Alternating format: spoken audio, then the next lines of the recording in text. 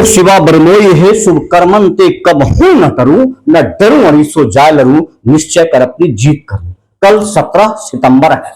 बिहार का एक दुराचारी राक्षस अपने एक ऐसी कोशिश, एक ऐसी साजिश जिसमें बिहार के भटके हुए युवाओं को लेकर पटना आ सकता है। मुझे पूरा पूरा यकीन है कि बिहार सरकार इस पर कोई संज्ञान नहीं लिया होगा। मेरे द्वारा तमाम दिए गए चिट्ठियों को दरकिनार कर रख दिया होगा, क्योंकि बिहार सरकार के द्वारा ही रचा गया यह खेल, बिहार सरकार के कोख में गोद में पलने वाला यह राक्षस संजीव कुमार, अगर इसको मैं फरसे से गर्दन उड़ाकर इतिहास रख दूं पटना में, तो इसमें कोई पाप नहीं होगा। लेकिन भारतीय संविधान पर, भारतीय लोकतंत्र पर मुझे पूरा पूरा भरोसा है कि आज न कल इंसाफ होगा। जरा इसके रचनाओं को समझिए, इसके रूपरेखा को देखिए।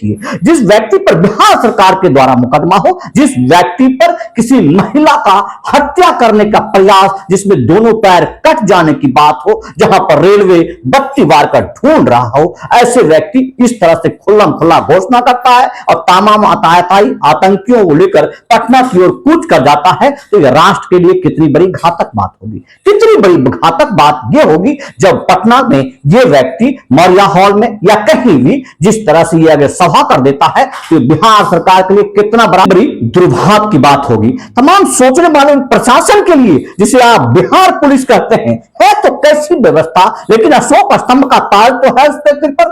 डीजीपी विनय कुमार साहब आखिर किस नमक की अदायगी को अदा कर रहे हैं? क्यों इसके गिरेबान तक उनका हाथ नहीं पहुंच रहा है? क्यों ऐसी हथकड़ी नहीं बनी है तो विधायक संजीव को घसीटता हुआ इसको ले जाकर तिहाड़ के जेलों में बंद कर दे?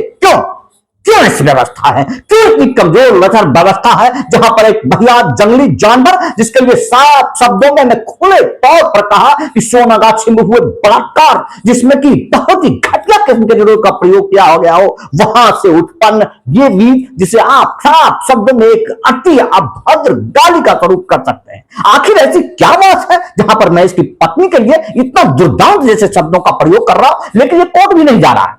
ये वही व्यक्ति है जो सिर्फ और सिर्फ समान रूप से विधायक संजीव कुमार के द्वारा एक पत्रकार को पीटने पर, सिर्फ बोलने पर फर्जी एससी मुकदमा करता है। आज इसका पुलिस कहां मर गया वो पुलिस? आज क्यों नहीं, इसकी पत्नी क्यों नहीं महिला आयोग में जा रही है? ये क्यों नहीं जा रहा है? क्योंकि इसने दुर्दांत अपराध किया है और आज भी अपने पलने में पुलिस को पाले हुए है, जिसका खामियाजा इसको भुगतना तो पड़ेगा। बस थोड़ा सा समय है। धीरे धीरे रे मना, धीरे सब कुछ हो, माली से सौरा ऋतु आय फल हो। तो आप बस देखिए, आज ये खेल कर रहा है सिर्फ और सिर्फ बिहार सरकार के प्रकोप से बचने के लिए, क्योंकि बिहार सरकार की कोई लाचारी और मजबूरी है, जिसकी वजह से अल्पमत में होने वाली पार्टी, जो कि जदयू, जो मुख्यमंत्री की कुर्सी पर बैठे हुए तो है, लेकिन वहां भूमिका वहां की छोटे भाई की हो जाती है। वहां पर ऐसे ऐसे दुराचारी को, जिसको लाचारी और मजबूरी से, जिसके 500 से 600 वोट से जिताए गए, पैसे के दम पर, प्रशासन के दम पर, शासन के दम पर, उसको वो चाहते नहीं है कि चुनाव के वक्त में हम कभी विपक्ष का मुद्दा बने, जबकि विपक्ष की गोद में बैठकर सरकार को गिराने की साजिश करने वाला ये विधायक संजीव कुमार इस तरह से पटना आ रहा है और पूरी दुनिया खामोश है।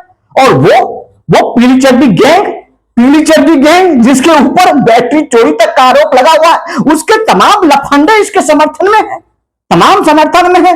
तय है ये लफंगे जो राजनीतिक की राज तलाश रहे हैं, इनमें कभी ब्रह्मेश्वर मुखिया जी वाला कलेवर नहीं हो सकता है, उनके प्रति ईमानदारी नहीं हो सकती है। ये तमाम के तमाम उसी दल से आते हैं जिनके कि जीवन में भूमिहार जाति से होने के बावजूद भी संरक्षण नहीं मिला, पालन नहीं मिला, पोषण नहीं मिला, मार्गदर्शन नहीं मिला, जिनको कि पूर्ण रूपेण आप कह सकते हैं कि ये वो छिछोरे हैं जो कि भूमिहार जैसे सर्वोच्च जाति में पैदा होने के बावजूद नशे के आदी हो गए, भटक गए, और ये आज विधायक संजीव के बहकावे में आकर के ब्रह्मर्षि समाज, ब्रह्मर्षि का मतलब जानते हो?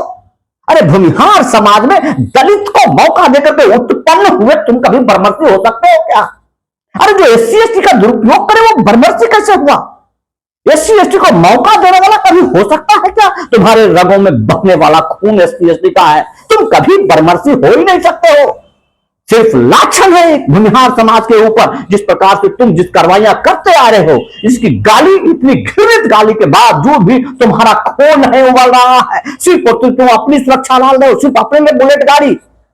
दम है तो हमारी तरफ खोआ एक बार निकल के देखो, तुम्हारी गर्दन न रोड पर लटकता हुआ मिलेगा तो बता देना किसी फौजी आदमी को तुमने छेड़ा है, किसी फौजी आदमी की पत्नी को धक्का लगा के ट्रेन से जान लेने की कोशिश की तुमने।